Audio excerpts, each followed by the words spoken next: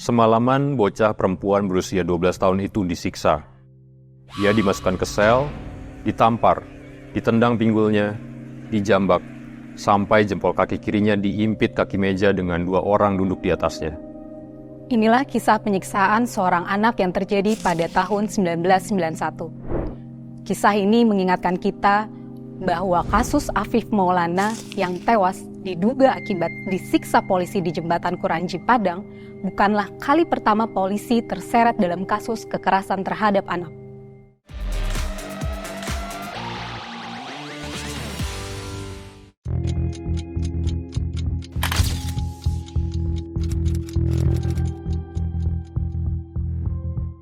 Pertengahan Desember 1991, Deborah Barus, 12 tahun, mengalami nasib naas. Bocah polos ini menjadi korban penyiksaan oleh polisi. Mulanya, ia dituduh mencuri perhiasan milik Awet Beru Ginting, tetangganya di Desa Daulu, Brastagi, Tanah Karo, Sumatera Utara.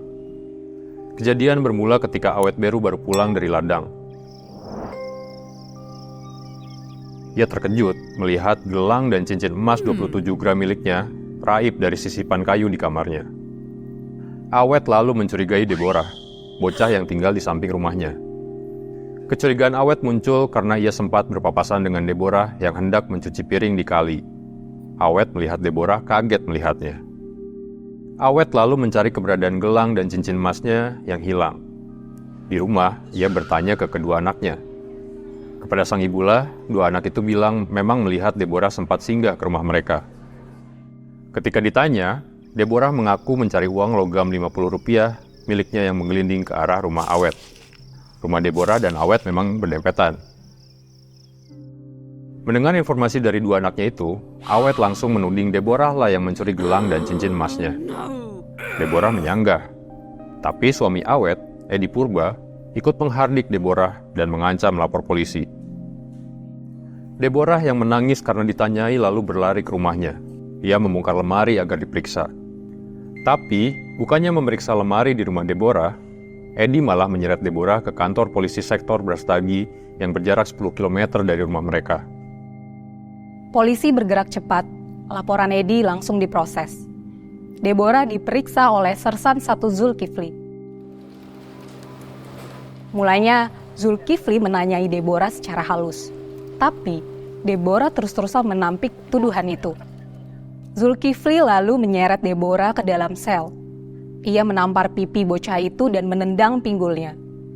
Namun, Deborah tetap menyangkal. Malam itu menjadi malam neraka bagi Deborah. Sekitar pukul 11 malam, Deborah kembali diseret ke dalam sel. Saat itulah Deborah mengaku perhiasan milik Awet diambil teman mainnya di desa. Di tengah malam itu juga, Sersan 1 Zulkifli bersama sejumlah petugas kepolisian pergi ke Daulu untuk mengecek pengakuan Deborah. Tapi polisi tak menemukan pelaku pencurian. Karena dianggap berbohong, Deborah dibawa lagi ke kantor polisi sektor Brastagi. Di sana dia kembali disiksa. Deborah direndam di dalam bak. Rambutnya dijambak berulang kali. Puncaknya, di tengah keheningan pada dini hari itu, Deborah berteriak sangat kencang. Jempol kaki kirinya diimpit dengan kaki meja yang diduduki 2 petugas kepolisian. Kuku jempol Deborah copot, darah menyembur. Deborah yang tak tahan akhirnya mengaku bahwa perhiasan disembunyikan di belakang lemari rumah Awet. Polisi segera mengecek, tapi kedua barang itu tetap tak ditemukan. Begitu juga ketika dicari ke tempat lain. Di kantor polisi, seorang petugas menghardik Deborah. "Bikin capek polisi saja kau," ujarnya sambil menampar pipi Deborah sekali lagi. Hal ini dilakukan di depan orang tua Deborah. Mulanya, keluarga Deborah tak menyadari penderitaan anaknya.